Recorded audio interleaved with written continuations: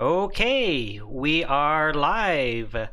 Good evening, everybody, and welcome to the All Portable Discussion Zone. It's a bi-weekly live stream about all things amateur radio portable ops. My name is Charlie, November Juliet 7 Victor, and with me this evening are the co-hosts Brian, W7JET, and Dan, KC7MSU. And I'm pleased to introduce you to our guest tonight, Roland K7FOP, who recently achieved Mountain Goat for Summits on the Air. Of course, we have the regular characters in the chat room, so welcome to all of you guys. We hope you can hang around for us, and tonight we're going to get caught up on what's been going on the last couple of weeks. And in the chat room, go ahead and make a comment or a question if you have one. We'll try to answer that. So let's go ahead and start with Brian today, and then we'll go around and hit Dan, and then Roland. Just real quick, less than a minute, what's been going on the last couple of weeks, and then we'll dive into learn a little bit more about Roland. So go ahead, Brian. Well, we got some progress. I got my removable cast now, and I can actually move my arm, sort of, and got a nice tattoo. So we're working through it. Doing my stretching exercises and keeping myself active on HF, doing CW when I can and chasing. So working on the shock sloth a little more, I suppose. Good for you. All right, Dan, tell us what's up. Nothing new, right? Absolutely nothing. So just finished up on Friday my final 3 summits for GOAT. So I'm real happy to get that done and taken care of. And Roland, what have you been up to the last couple of weeks? Well, I got my goat on Halloween. So I'm a newly minted goat. Congratulations. Thank you. And then there's me. I've done a few peaks. I've done probably 3 in the last 2 weeks. So had a good time doing those. And just some other YouTube stuff, I think, is kind of what I've been up to. Been starting to hike again. The Piestewa Peak once a week, which I really need because I'm really kind of getting a chubby. So cool. All right, Roland. Well, we wanted to welcome you and say congratulations, and wanted to find out a little bit about your journey to Mountain Goat. So why don't you go ahead and start off and just tell us a little bit about you, how you got involved in ham radio and stuff. Well, so my first introduction to ham radio was actually in middle school. I actually had a ham radio class. 7th and 8th grade. I wanted to get my ticket, but I did not know Morse code, and I had trouble learning Morse code. Fast forward a few years to adulthood, I got into FPV flying planes. And so with the equipment on board, I was told I needed at least my technician's license. So that's what started me getting my license. And by that time, you didn't need to know the code. Right. So I got my tech thinking I'm just gonna fly my planes with my video equipment and transmitter and receiver and all that stuff. But then it was like, oh, I got this this technician license. Let me see what it's about. Like I said, middle school, I had the class. I don't know what license the teacher had, but I know he had all this radio equipment in the basement classroom, and we were talking to like England and all these other countries. Oh. So what I did was I put Echolink on my smartphone, and then I just started from there. And then I bought a 2-meter, and IRLP, I think is what it was. I would dial into different nodes and reach different countries. And I figured it'd be more fun if I got my general and got a radio and went that route. And cool. And that's what started it. And the reason why I started SOTA is I never had a home station. I didn't have an antenna. We were living in an apartment. Yeah. So I figured SOTA would be good. Get out, go somewhere and set up, and I could get on the radio that way. So that's how I got started. Well, that's a great idea. That's kind of what I have an antenna out back, but that's I don't chase that much or get on the radio that much here at home. I just like you. I like just getting out and doing portable. That's how I get on the air most of the time. That's cool. Right. Yeah. And it all started with a GoPro. I didn't mention that, did I? No. It all started with a GoPro. So the GoPro, I wanted a cool way to get some cool footage, get the GoPro in the air, and that's where the planes came in. Huh. That's so interesting. So you're not a pilot then, or you are a pilot? You got your license? No, I'm not a pilot. You just a plane. These are RC planes, right? Okay, gotcha. Yeah. Yeah. Right. So you're from Oregon, or I'm originally from New York, but I live in Oregon. You live in Oregon. Okay, cool. Yeah. Cool. There's a lot of nice peaks out in Oregon for sure. Oh yeah. Yeah, there are. Well, where I'm at, you like have to put some miles on the car to to get to many of them. Yeah. Well, but that's kind of that's the way it goes sometimes, right? Cool. Well, so tell us a little bit about. So you talked about how you got involved in ham radio. What do you do for a living? What do you do in your other life? So I have a couple of jobs. My main job is I'm a maintenance tech for apartment property company. Yeah. My other job, I'm a bailiff at a muni court, but wow. because of COVID, they haven't opened doors. They've just been doing video, so they don't need me at the moment. Yeah. But that's what I do on Wednesdays cool. when court opens back up. Cool. Yeah. So right now Wednesdays are free for you to do SOTA. Not all Wednesdays, but yeah. Yeah. Cool. All right. What kind of gear do you use for portable ops and for SOTA? Tell us about your setup and kind of what you prefer. So right now, I have a KX2 with the internal tuner and a Pactena. So that's quick, easy setup.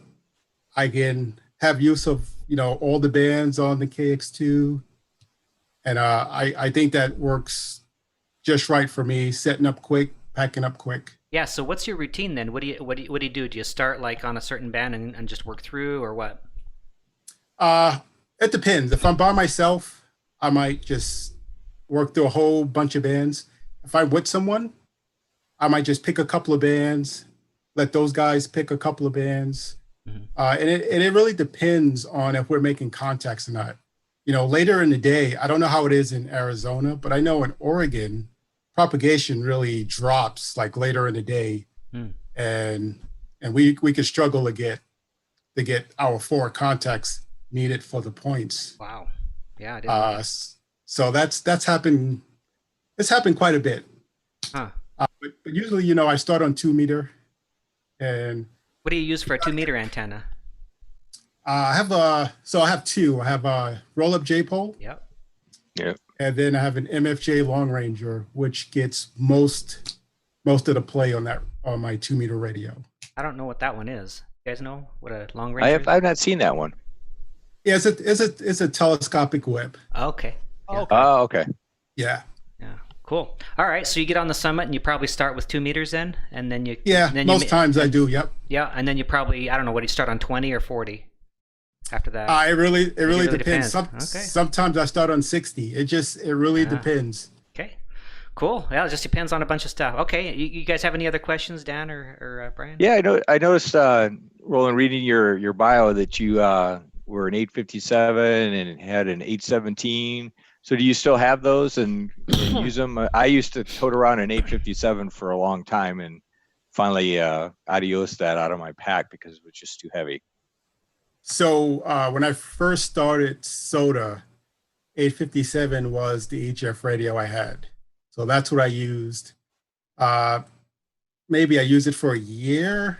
I'd have to go back and check on that, but I had that for a while. And then I moved to the 817 for something lighter.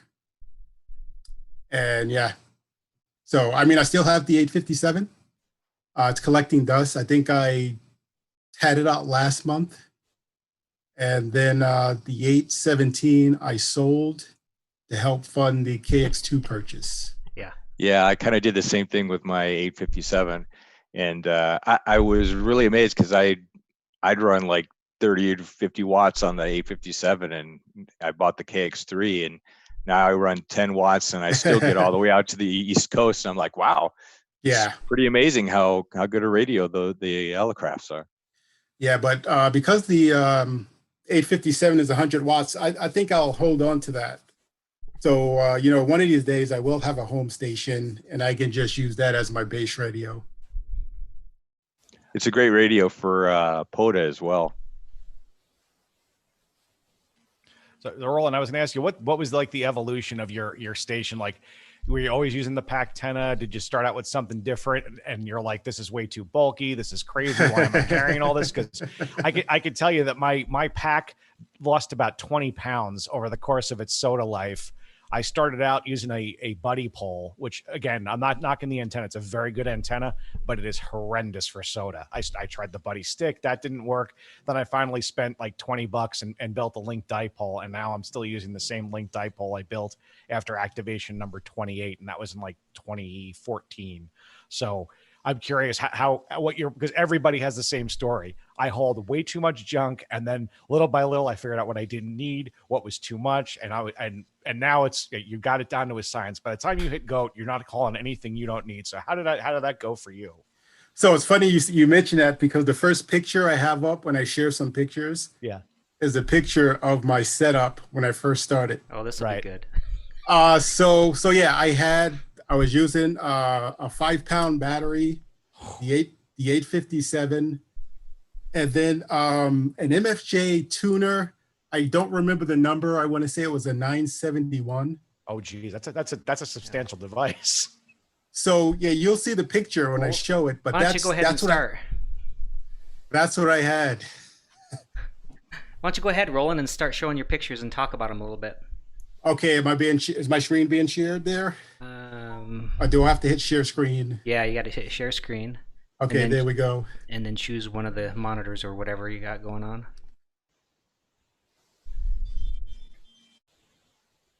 How's that?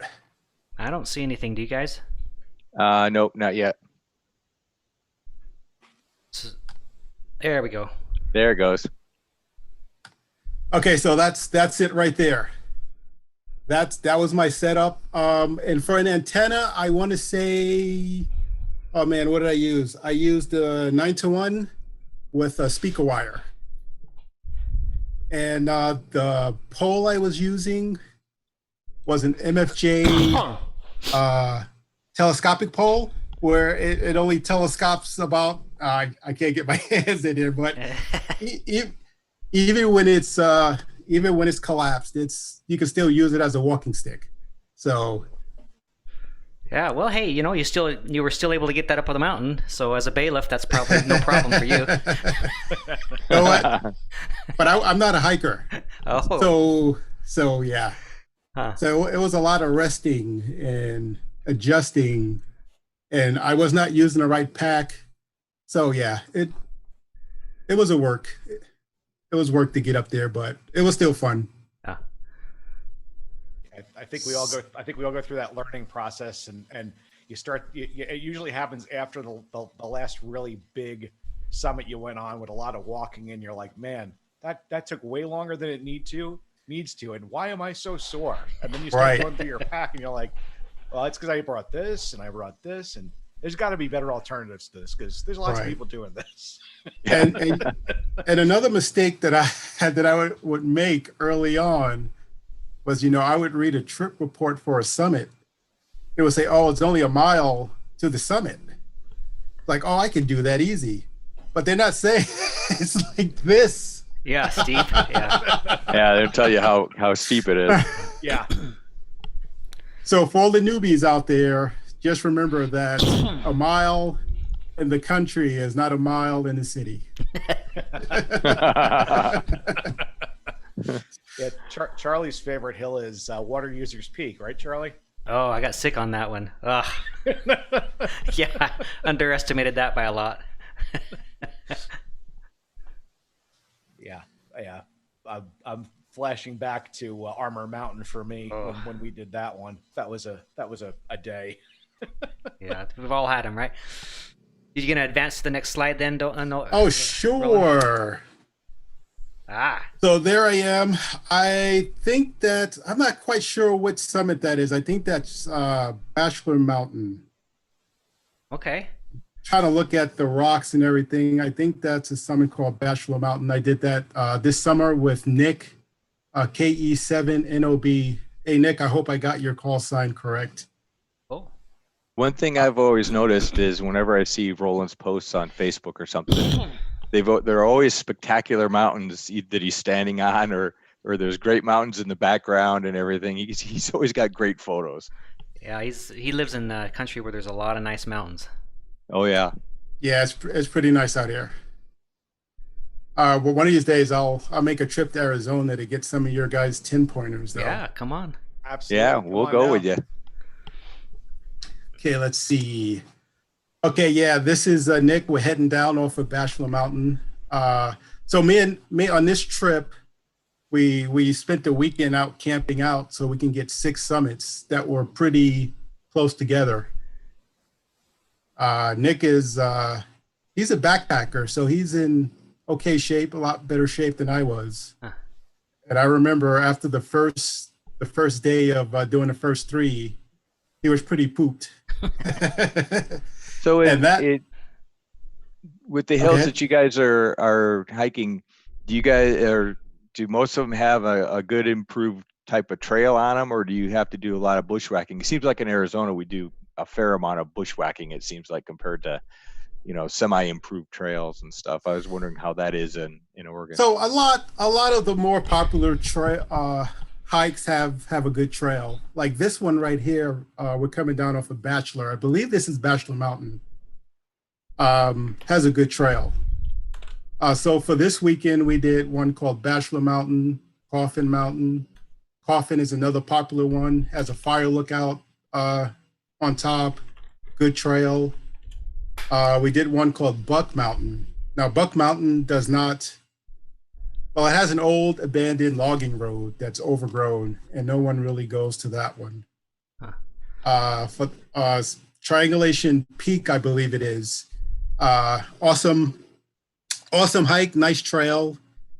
I'm trying to think of another one that we did, and the name escapes me at the moment, but it had an old fire lookout. No one goes there anymore. It's not really bad, overgrown bad, but there's no trail. So you're kind of bushwhacking. It just depends. I mean, this weekend, most of everything had a trail. So Yeah, cool. So next photo. Let's see. Earl Boaz says you're a professional photographer. Is that true? I used to be. Wow. Well, no I wonder. used to be. Look at that picture right there. In fact. Yeah, that's just spectacular right there. That is quite the view. Yeah. So this was early on in my career. You can tell by the radio over there, the 857. Yep. And I want to say my daughter or my wife took this photo. And this Great is photo. This is in Central Oregon, Paulina Peak. And this is actually a drive up, so I didn't have to worry about. Wow, you make Carry that, Really? all That's a this- drive up? you make it Yeah. look great. Wow. Yep. Man. If you tell me you had to use technical ropes to get up there, I would have believed. Okay, let's edit this out, and I use ropes.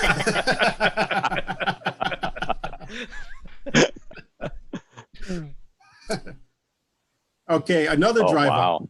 Another drive up. This is Grizzly Mountain, also in Central Oregon. I did this one with Shelby, N7SHG. Hope I got his call correct. So we did this one. Same summit, same day.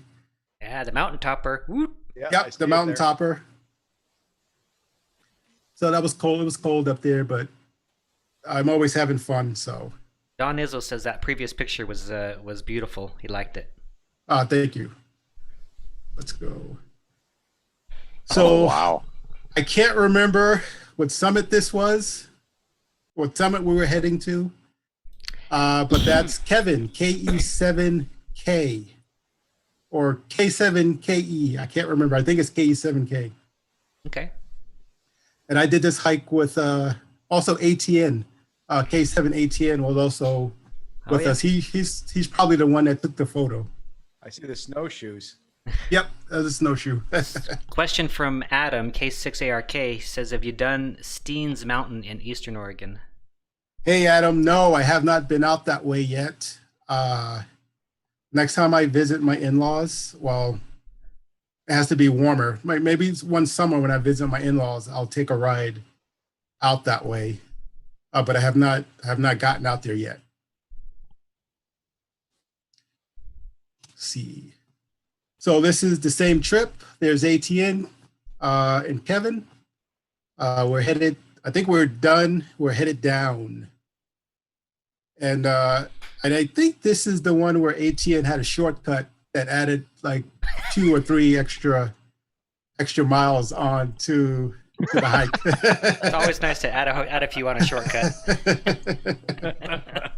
How much snow was on the ground during that activation? Oh, a lot. I don't know as far as feet, but it was a lot. I think we got snow. We got a pretty good amount of snow that winter.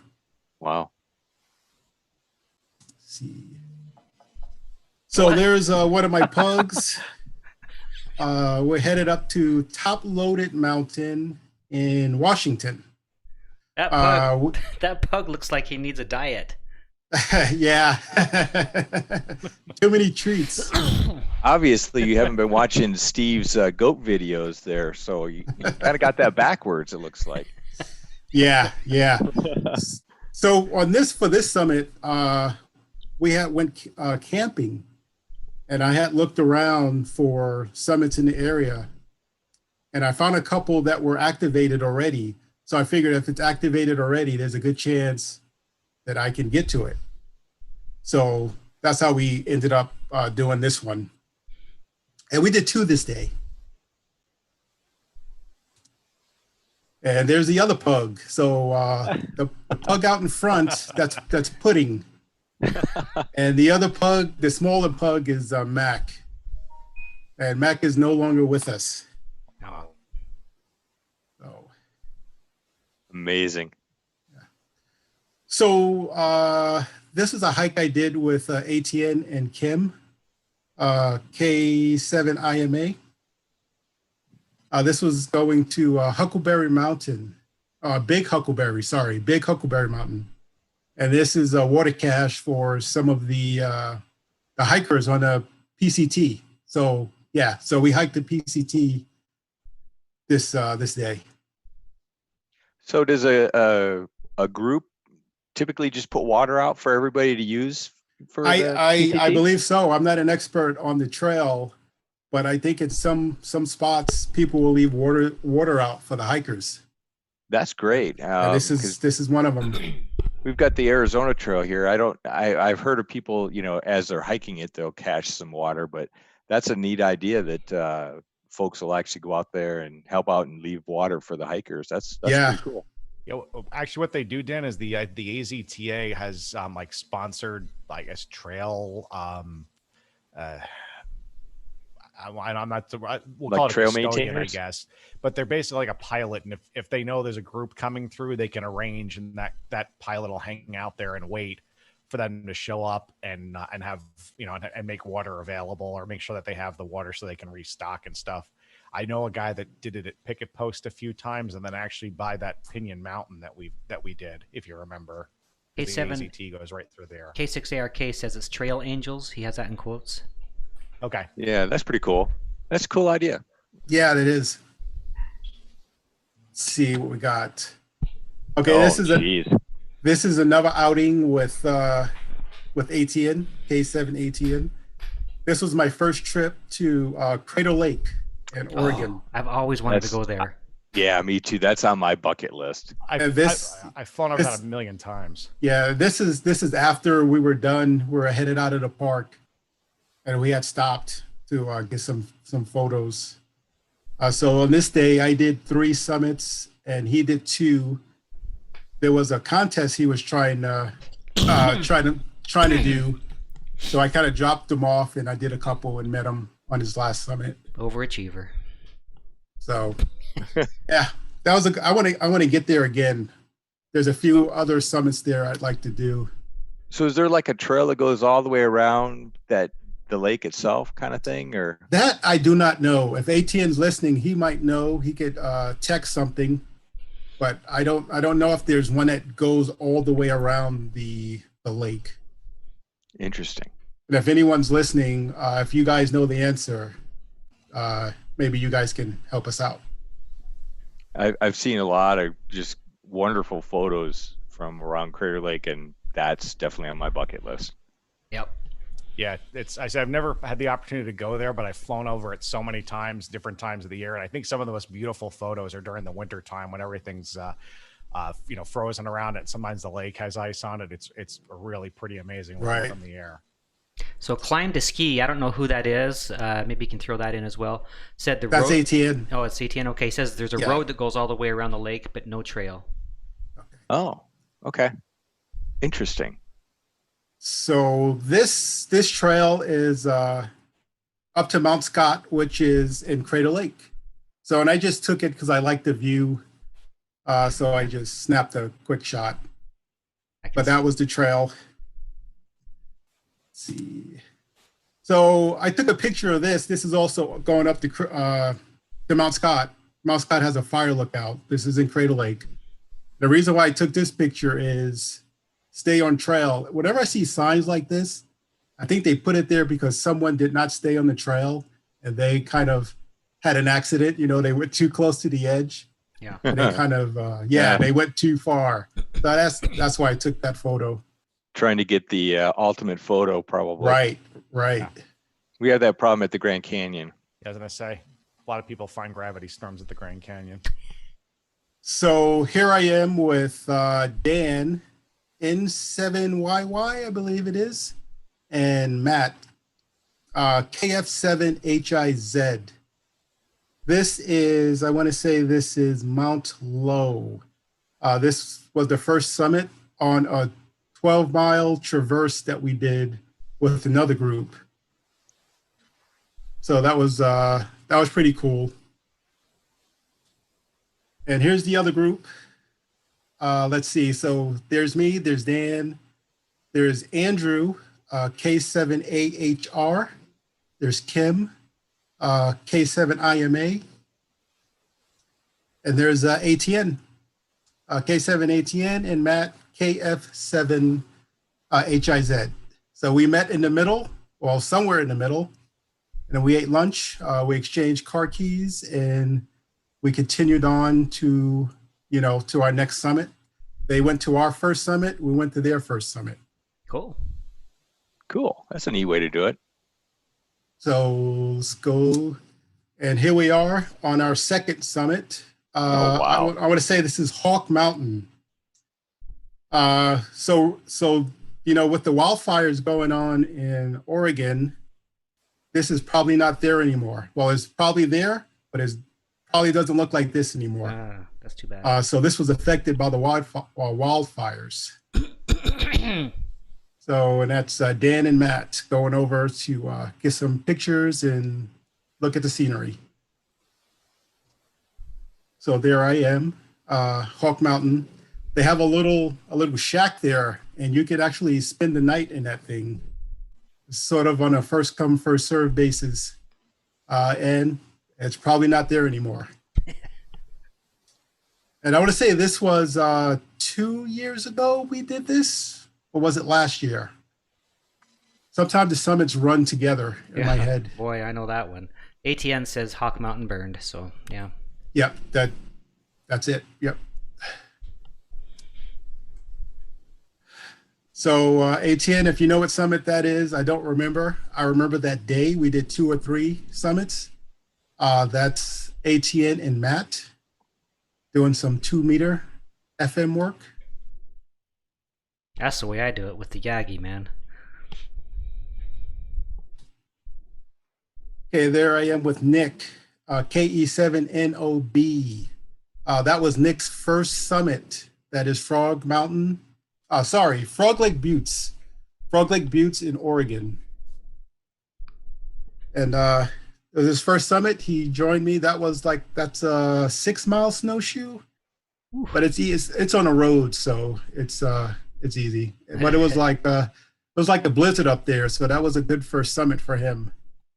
I was noticing there's like a theme through a lot of these photos, and it's all winter. You know, it's like I would just freeze to death anymore there. Dan's, or I mean, ATN says Dome Rock. I don't know. Okay, the one with the Yagi, that was Dome Rock. Yeah. So here's Nick getting his HF contacts in. So he worked about 4 or 5. He worked Gary. And then after that, we were waiting for Martha, but we never heard Martha. That's and then unusual. we never heard anyone else. And I wish I would have shared the picture, but we were like, he was getting really cold. We're like, okay, we're going to pack up and leave. We turn around to get the antenna, and the pole collapsed. So it collapsed while he was working. So that's why we didn't hear Martha. Oh. Oopsie. So there I am on Barlow Ridge, Mount Hood in the background. This is one of the hikes that showed me that I need better snowshoes. There was a little bit of side hilling we had to do, and my foot just was not staying put where it should have, and it was sliding all in the snowshoe. But wow. One of these days I'll get some better snowshoes. And that's us again, making our way. That's the Barlow Ridge activation. That's me on Triangulation Peak. That's Mount Jefferson in the background. So Mount Jefferson in the background, Triangulation Peak. This young lady, a lot of times you guys are on summits, I'm sure you have people come up to you, ask you, what are you doing? Well, this young lady came over and asked me, say, hey, what are you doing? And I told her what I was doing. And she said, yeah, my parents are hams. So she texted her dad in Missouri, and her dad got on frequency, and I was able to log her dad from Missouri. Wow, that's really neat. That's cool. Let's see. So this is in Central Oregon. This is going to Pine Mountain. The guy in the fluorescent colors, that is Bruce N7RR. He lives in Blaine, Washington.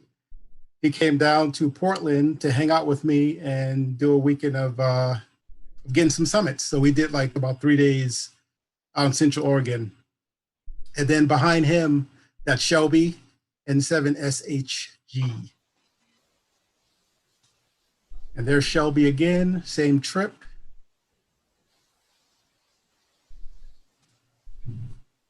This was a snowshoe I did with ATN and Matt. Larch Mountain, this one's in Washington.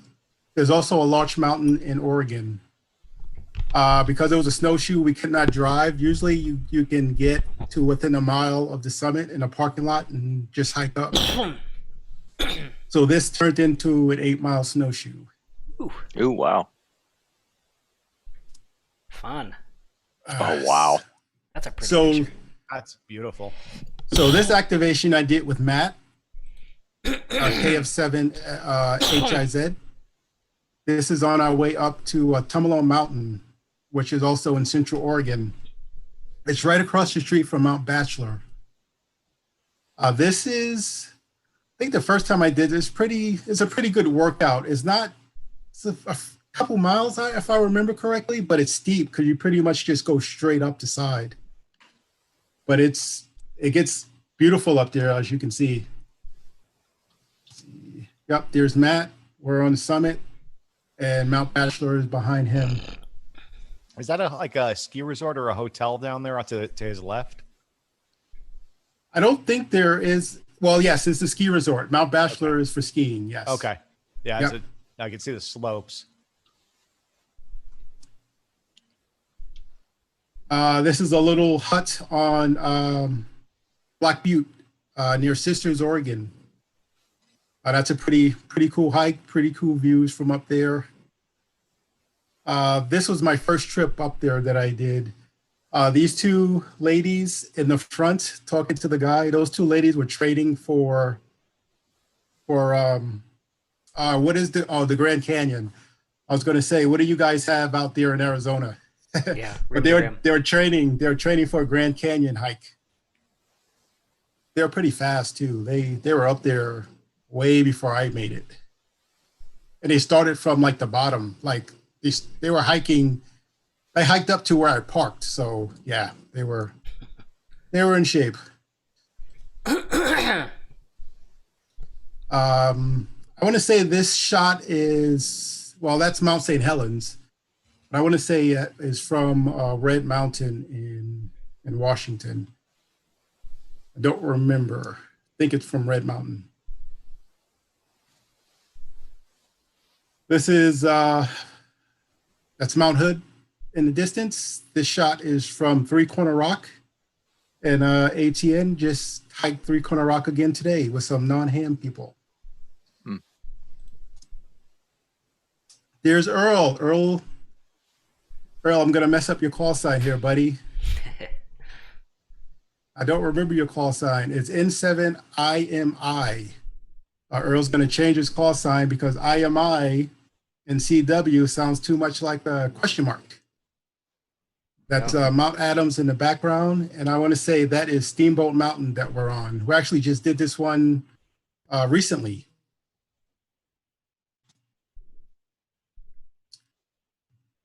This one is, let's see, who is that? That's Shelby, N7SHG. This is a summit out in Central Oregon near Prineville. We're making our way to, I think it's Ochoco Mountains High Point. So no one else but SOTA people are stupid enough to go out in the snow. So as you can see, his tracks are the only ones. Oh, there I am. Clear Lake Butte, snow coming down, trying to get my 4 contacts because I'm freezing. And my buddy ATN next up to bat.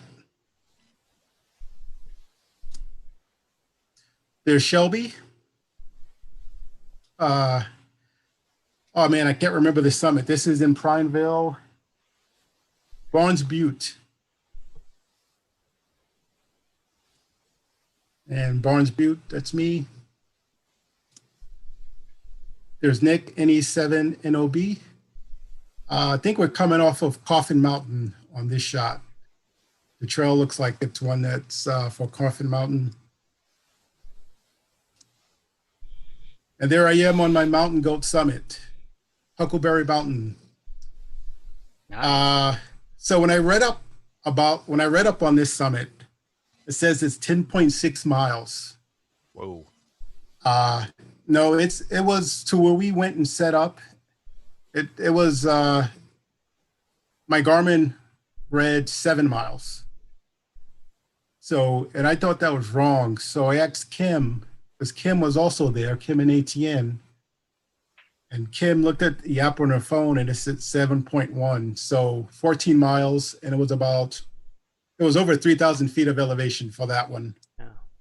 So that was a good one to pick for our mountain goat. So how many more slides do you have? I mean, if you have more. One more. Okay, good. I was just going to say, because I wanted you to talk about this part, about your experience with mountain goat. So this is the last one. So it felt good to get there, but it was like the closer I got, the less important it was. I don't know why that feeling came on, but you know, when you first start out and it looks like it's so far away, you're like, oh, I can't wait to get there. And then over time you get closer and closer, and then you're like 10 points away, 5 points away. And it's just like, okay, eventually I'm going to get there. I'm not going to worry about it. So I just stopped worrying about it, and I didn't feel pressured to get it. Yeah. But so ATN, I call him my mentor as far as SOTA goes. So he kind of took me under his wing, and with that 857, he would look at that thing and say, okay, you carry whatever you can carry, but you're going to be the one carrying it. The first time I did an activation with ATN, we did a couple summits, and one of the summits was Clear Lake Butte, and he pulled out of his pocket a mountain topper. And I said, oh, I need one of those because that thing looks so light, but I didn't know Morse code. So I made it a point to learn Morse code, at least enough for SOTA. And that's what I did. And now I'm mostly Morse code with smaller gear. And that's that. Cool. Tell us about that day. What kind of something special happened that day, right? When you got your go. Oh yeah. So we had a little surprise summit to summit party for me. And it was like I logged so many FM contacts. Every time I got off with one, someone else was there. So that was a good surprise. I wasn't expecting that. I think ATN set that all up. So it was kind of cool. So he asked multiple people to go out on peaks, or just to kind of be watching for you? I don't know how he did it, but most of the contacts I made were summit to summits. So I think everyone went out to a summit so they could work me summit to summit. Cool. That's great. That made it really memorable. Yeah. Yeah, that was awesome. Cool. Well, Roland, hopefully they do the same thing when I reach 2000. Yeah, that'd be cool. Roland, these pictures were amazing. Thank you for sharing them with us. Thanks, guys. Thanks for having me on. Yeah. So let's go ahead and Brian and Dan, if you have any other questions for Roland, let's do that. And then what we'll do is we'll just roll right into Dan, and Dan can take a few minutes. And Roland, just stay on and chat with us. Okay. So, Roland, do you do mostly group activations with other people, or do you do solo occasionally? Occasionally I do solo, but I prefer to go out with someone. It makes it more fun. I agree. And, I definitely agree. And it's also, I think it's safer that way. Oh, yeah. But there's times I will go out by myself because there's times I might wake up one day and say, hey, I want to go do a summit. Oh, yeah. Or the night before, I might say, hey, I want to do a summit, and I'll go on my own, but I prefer to go out with others. Okay. Dan, you got anything? Yeah, I prefer going out with others too. It's for some reason here in Arizona, it seems like it's a little more difficult to do that. I don't know why, but I guess maybe our days off really don't match up and mesh as well as they could. But I was kind of curious, Roland. So I noticed, especially this year as I got closer to Mountain Goat as well, I noticed some different things about my attitudes when I was out hiking around and everything, and especially it was around the forest fires, and I really became a lot more sensitive over the last year or so to forest fires and how much of our forest acreage and stuff and the beauty of it's just being scarred by it. Have you kind of noticed the same kind of change in yourself as well as you got closer to Mountain Goat? Have I? So getting closer to Mountain Goat, just noticing the changes in the forest? As far as, in the forest and how many forest fires there are and things like that. And it just kind of, really grew exponentially, I guess, this year as far as how much I enjoyed just sitting out there and enjoyed the hike up, and appreciated the forest a lot more, especially with all the forest fires that we've had in, Oregon and California and Arizona this year and Colorado. So it's just been a really amazing year for forest fires. Well, I wouldn't say the closer I got to Mountain Goat. So I was never really a hiker. So I wasn't like out in the forest hiking. But the moment I started SOTA and I started getting out to the forest, that's when I noticed that, the forest burns, because you can be hiking through an area that burned a few years ago. And so that's when I started noticing all that, is when I started SOTA, like way before the Mountain Goat. Because it took me 4.5 years to become a goat. But I noticed that stuff when I first started going into the forest and hiking. hiking into areas that were burned out years ago. So yeah.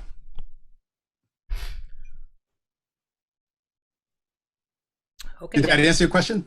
Yeah. All right, Dan, let her rip. Oh, okay. Let me see here if I can share my screen and get this over.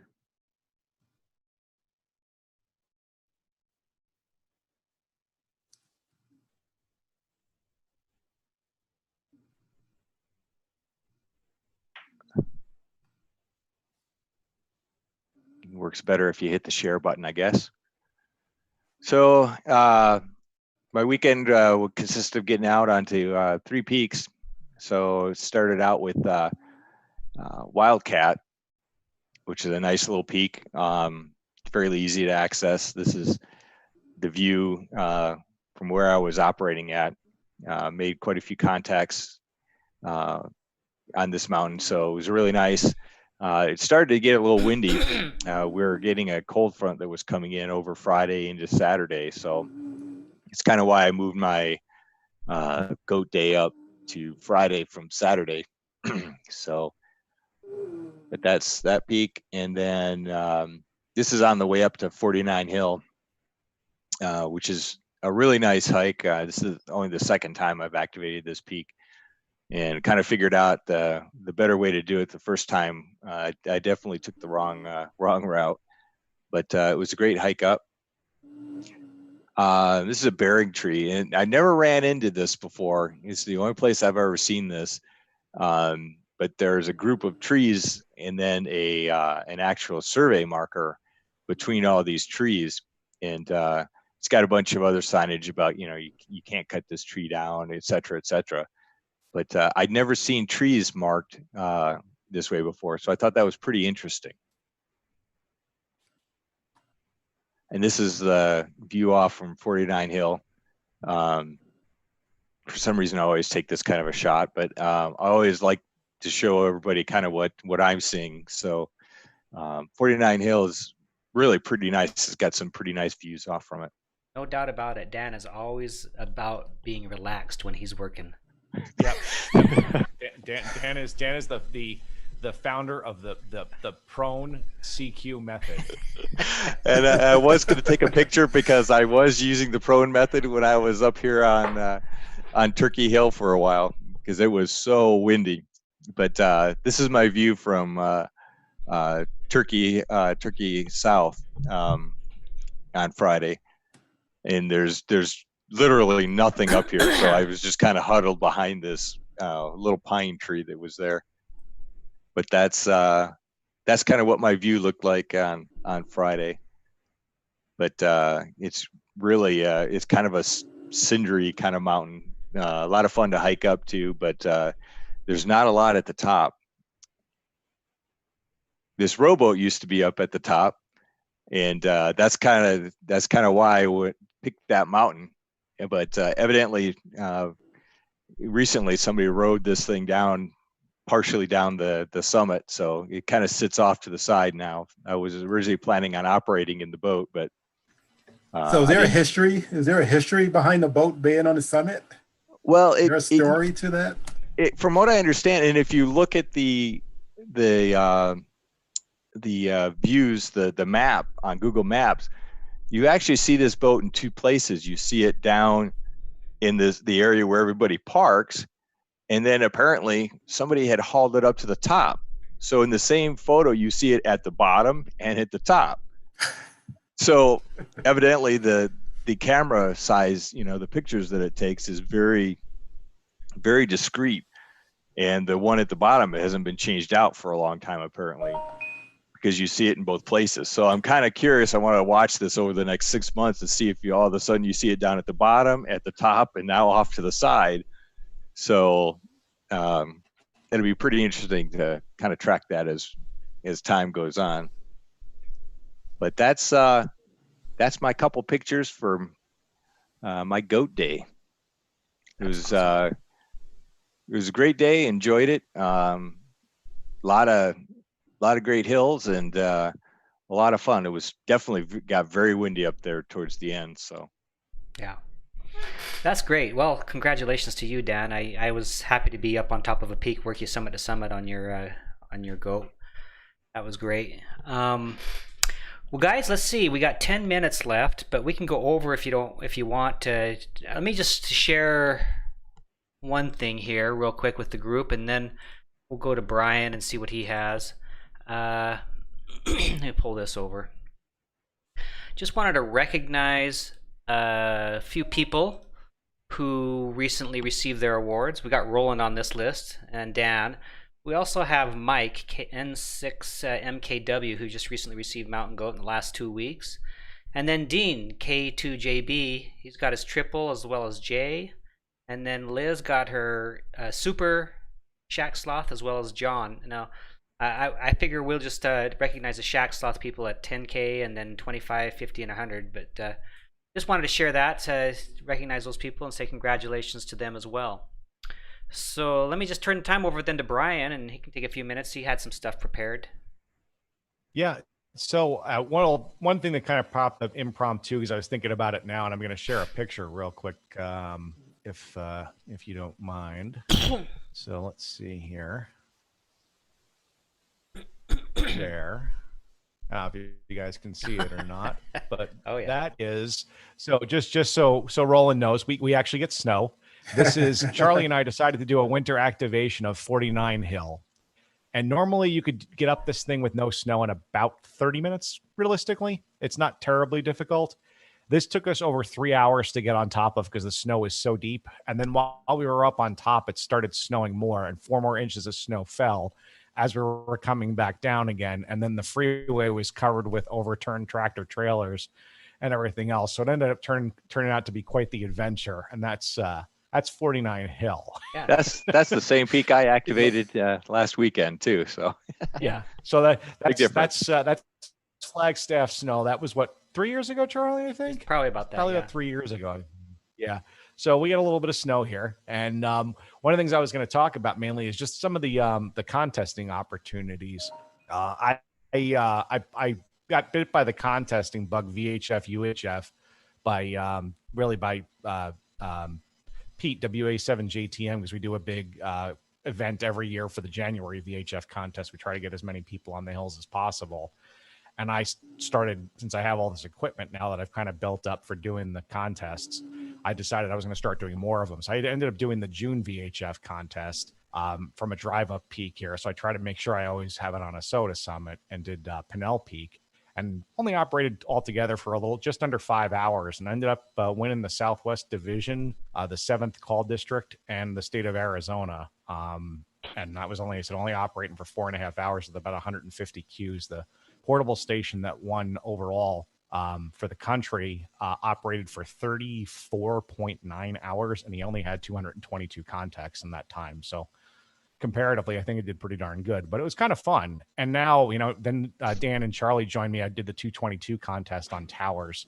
I missed the September VHF contest for work, but I'm getting into it, and I'm finding it a lot of fun. I'm looking forward to the January contest again, and I should be at the point where I can climb mountains at that point and start carrying the same gear up the hill again. So for guys that haven't really thought about it, look at the contests coming up. There's a lot of good opportunities for SOTA, especially the VHF, UHF contests.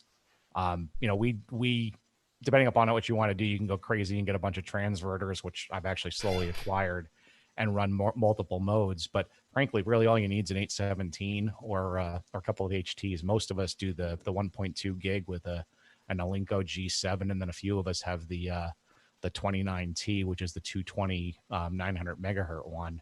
And for some of the contests, if you want to actually get some good pointage, having 900 is a big deal. It's a big multiplier. So fun stuff to do. And in one of my future presentations for the ARL, which I'm hoping to do in late December, I'm going to focus on SOTA and contesting, and specifically the VHF, UHF contests, and how they're almost a perfect match. Cool. You know what? I think I'm going to put my stuff in reserve for next time, so we can just kind of wrap it up here, I think. But yeah, Brian, I really think that that's a good opportunity. Those VHF contests, you can really get up there. You do SOTA, and at the same time, you're working a contest, and it's what we're talking about here. It's portable ops, so It's Yeah, fun because absolutely. you get to use all kinds of VHF UHF stuff, and who doesn't want to do that, right? Absolutely, and especially in the VHF UHF contest, the portable QRP category is one all on its own. So there, if you from a high mountaintop and near a populated area, you can score really, really well. And I speak from experience on this. I mean, the January VHF contest, Pete's usually always number one, and I'm either number two or number three. And I don't have a ton of gear or a ton of experience, so just about anybody can do it. You know, we generally Arizona for January at least always finishes in the top 5 in the country. Cool. All right, a couple more things, and then we'll wrap it up. First of all, this stream, as a reminder, we meet every other Sunday. So in 2 weeks we'll catch you again.